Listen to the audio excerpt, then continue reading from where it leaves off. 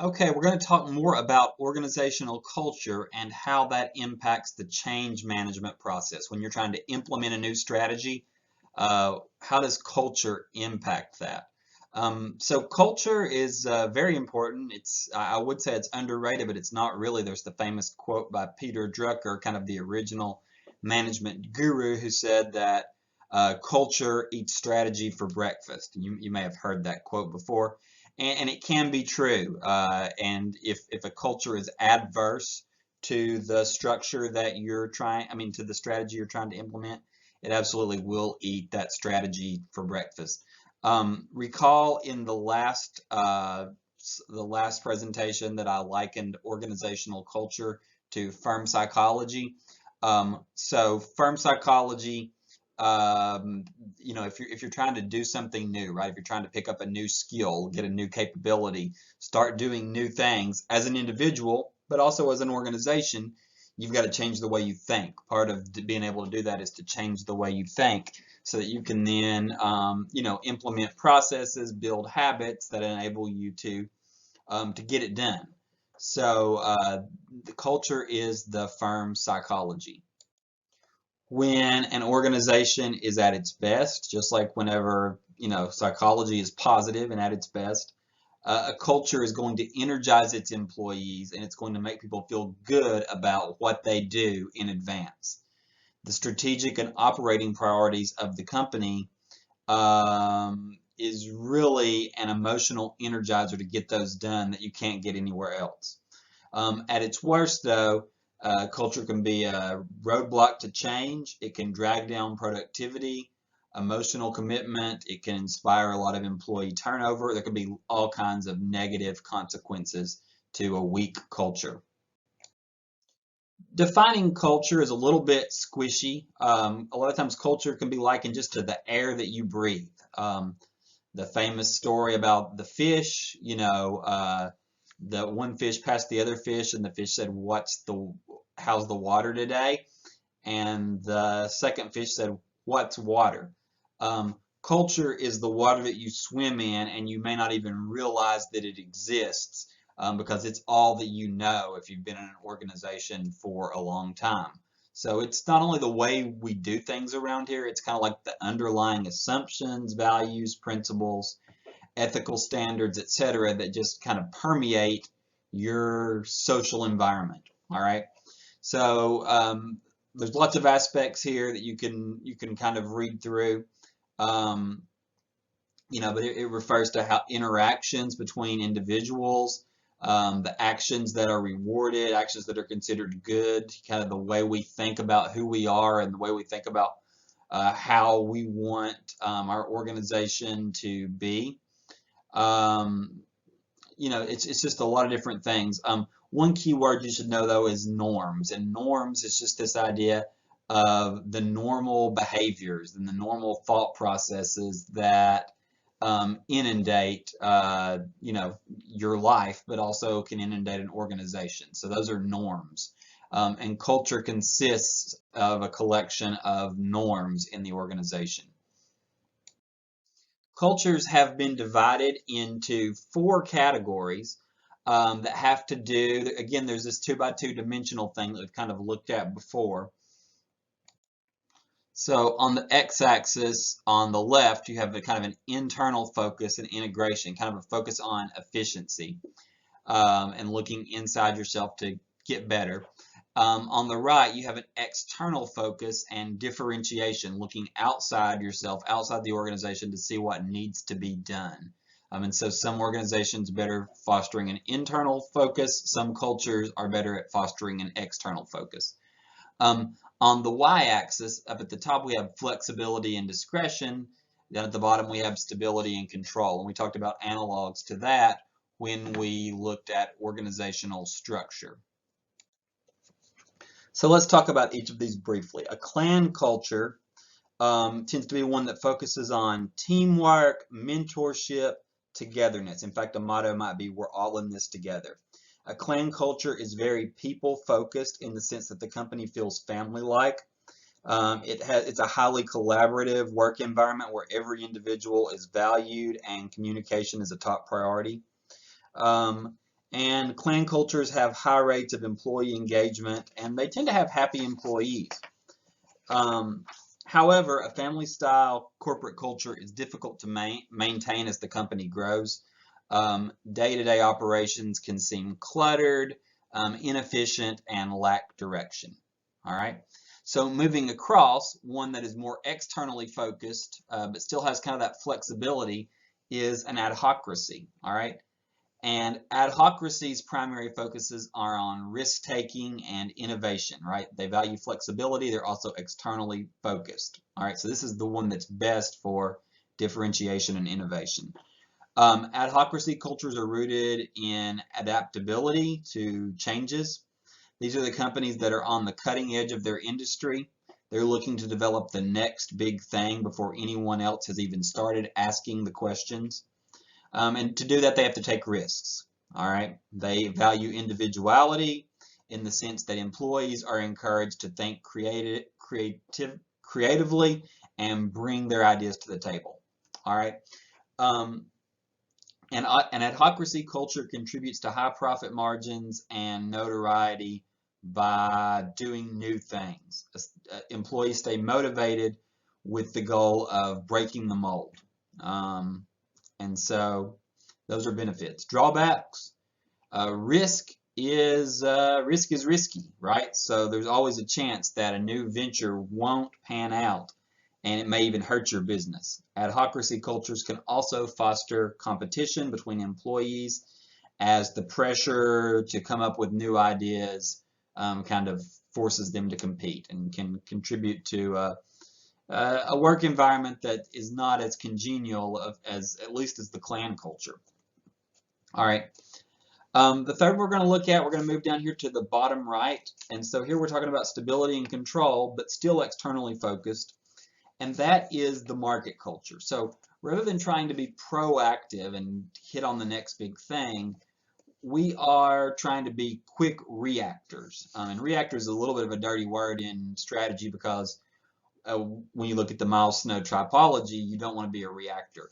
But they're looking at the market and trying to sense where the market's going next for cues. So they're still looking externally, but it's more controlled than the adhocracy. All right. They're primarily focused on competition and growth. They prioritize profitability. Everything is evaluated with the bottom line in mind. Each position has an objective that aligns with the company's larger goal, and there are often several degrees of separation between employees and leadership. These are results-oriented organizations that focus on external success rather than internal satisfaction. All right. Companies that boast market cultures are profitable and successful because the entire organization is externally focused. So there's always like something for the employees to get behind, something outside the organization that we're motivated towards going to. On the other hand, it can be a little bit dehumanizing and cause burnout, right? So it's very numbers focused, it's not people focused, and people can feel divorced from meaning in their work. It's hard to have a meaningful relationship with your job and others in this type of environment. So that's the big negative to a market-oriented culture. It's really kind of the most American of the cultures in that, it's constantly chasing the bottom line and kind of extrovertedly, externally looking at the exterior market. All right. Finally, we have the hierarchy culture. Again, we're looking at a culture that is inward, that favors stability and structure, but now we're more inwardly focused. All right, so this is, in one sense, the most kind of buttoned down of all four of the cultures. It has an internal focus, and we focus on integration. Companies with hierarchy cultures adhere to the traditional corporate structure. They are focused on a clear chain of command, multiple management tiers that separate employees and leadership. They're just kind of set in their way. Everybody has a very focused job function. Organization and being organized is a priority. And there are many well-defined processes that cater to the company's main objectives. When you think back to the structure chapter, they have high degrees of specialization, centralization, and formalization. All right, drawbacks: the rigidity of this culture zaps creativity and the ability to change. The company takes precedent over the individual. You're kind of a cog in a machine, and that doesn't necessarily encourage a lot of employee feedback. Everybody just kind of plugged into their role, so it's not super motivating. So these are all extremes. And then cultures in reality a lot of times have characteristics of multiple cultures. You may be right here in the middle and not really have a strong culture in any direction. And that can also be a bad place to be, because you want customers to have a frame of reference, an orientation, what they understand the company to be about. And so if you're not in any of the quadrants, or at least in maybe sharing a couple of them, then it becomes very hard to kind of understand what it is you're doing there, to orient people to the direction they should be facing and going in terms of what they're pulling for, what goals and objectives they're striving to reach. Okay, there are some bad things that can happen to your culture, and here's 4 of them. And a lot of going back to the last slide, some of the cultures on the last slide are more susceptible than others to unhealthy things happening. Inwardly focused, these tend to plague clan cultures and especially hierarchy cultures. This is when like cost leadership strategy companies spend so much time on efficiency to drive costs to compete with competitors, but they forget about the outside environment and they don't respond well to change, and they don't see change coming, right? Second, probably even more problematic is it plagues clan cultures, is a highly politicized culture. So this is when cliques and people within the organization, it's all about playing politics, right? And they're trying to get in good with the elite in the organization. There tend to be a lot of unwritten rules about how to move up in the organization, who you know in the organization may be more important than your actual job performance in a highly politicized organization. The third one, of course, is very negative, and that's an unethical culture. That can plague any culture, but market and adhocracy cultures are more susceptible because they have more freedom, and their market especially is very results oriented. Adhocracy is kind of about outdoing other individuals in the organization. The problem here is like cutting corners and doing things in gray areas. But in an unethical culture, you still get rewarded. Like if you hit your target or perform well or come up with something innovative, then that's obviously unethical, but it's not punished.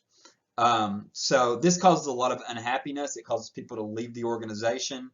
Some may emulate the behavior that they're seeing from others. That's what a culture is when behavior propagates itself and it spreads. And so that's something obviously to be avoided. All right. And then finally, change resistant. This is especially, I wrote plagues the market culture, but it especially plagues the hierarchy culture. And basically this means that bureaucracy reigns, right? There's lots of layers, there's lots of red tape. There's this mentality that says that if the business is working well, then why should we ever change? Kind of ignoring the fact that the external world may very well change, and it may be too late to change later. So those are all examples of unhealthy cultures. Okay, so what are some things that can throw culture out of kilter? Here's a list of some things. New technologies. Basically anything that's a big change is going to shake up the culture. New technologies. If you diversify into new businesses, right? Rapid growth of the firm and hiring lots of new employees. If you merge with or acquire another firm, right, that's going to change the characteristics and dynamics of the organization. Shifting internal conditions, that's kind of a catch-all for managerial changes. Maybe changing even the location of the organization can also have subtle influences on culture. And then finally, new challenges in the marketplace. A challenged culture, whenever things aren't going well and there's things that are threatening from outside, that changes kind of the overall tenor of the culture. So all of these things are stressors that can impact a culture and often move it in a negative direction unless you're prepared to pivot and use these as a way to improve the culture. All right, so why does culture matter for the strategy execution process? Why do we not want culture to go awry? Why do we not want unhealthy cultures? And why do we want a culture to be well matched to strategy? It does a few things. Culture focuses the attention of employees on something, right? And you want it to be on what the strategy is shooting for, right? So you want your culture to focus the attention of employees on your strategic objectives. Second, culture-induced peer pressure. This is kind of using peer pressure in a positive way. Further induces personnel to do things in a manner that aids the cause of good strategy execution. Culture creates norms. It creates ways of doing things around here, and that creates peer pressure for people to conform to a certain way of doing things, right? So if we want a certain kind of behavior, we want there to be some peer pressure to act in that way. That doesn't mean, that you're inspiring behavior that's unethical, that is selfish, self-centered, that kind of thing, that's hostile to others. It doesn't mean unethical and immoral things in terms of peer pressure. It just means peer pressure in striving towards a certain goal and the behaviors that facilitate that goal. All right, third, a culture that is consistent with the requirements for good strategy execution, energizes employees, deepens their commitment to execute the strategy, hopefully flawlessly, and can enhance worker productivity. Basically, it's very motivating whenever there's a culture that's consistent with your strategy. People actually want to get up and implement the strategy. It's not just that they're looking over their shoulder and seeing what others are doing. It's not just that they're focused on the right things. There's motivation here. It's really difficult to change the culture, right? Changing the culture is more difficult than maintaining it. Culture tends to perpetuate itself, right? That's the nature of culture. Norms are norms because people do them and people behave like those. They look around and behave like those around them. But if you need to change the culture, if you've got one of those like troubled cultures that we talked about, or you just need to go in a different direction, there are a few key things to have in place. The first thing is that strategic leadership needs to effectively communicate. You've got to clearly talk about what's wrong, clearly talk about the reason why it's wrong and where you want to go. Second, you need problem-solving skills. You've got to figure out, exactly why the problem is there, the problem with the culture is there, and how to fix it. Third, you've got to select the right people. The changing of a culture is much more a leadership issue than just like solving a problem, figuring out why. It's more about the how question is more important than the why. And so you need the right people in to lead. It's important to effectively evaluate current performance to see if it's in line with the culture that you're seeking. And then you want rewards that are in line with that. One of the best ways to get the kinds of behavior that are consistent with a non-problem culture, with the kind of culture that you're after, is to have reward systems, right? To reward the right behaviors that are in line with the kind of culture that you want. Just like there can be psychological barriers to achieving a goal, there can be cultural barriers within an organization to achieving a strategic goal. So this is a four-step process that talks about how to change a problem culture. It's pretty intuitive, but I think it's worth going through. The first one is identify facets of the present culture that are dysfunctional and impede good strategy execution. Second, you want to specify clearly what new actions, behaviors, and work practices should characterize the new culture. So the first one is about understanding, right? Understanding what's going wrong. The second one is about communication, right? We need new behaviors, a new culture. You need to understand what those would be and then communicate that well to employees and managers that are going to be more directly involved in implementing a new culture. You want to talk openly about problems with the current culture and make a persuasive change for cultural reform. Again, communication. And then follow with visible, forceful actions, both substantive and symbolic. So that might be rewarding certain behaviors, um, modeling behavior. If you want more like servant leadership, if you're the CEO, you model that servant leadership. And so, there's lots of things that are going to have that are going to be required there. But we're talking about both, actual substance, but also symbols, and what leadership does tend to be very symbolic. One thing to notice, though, in all of this is that implementing a new culture is difficult. It's more difficult than just changing your strategy, changing your goals and objectives, and changing your plans.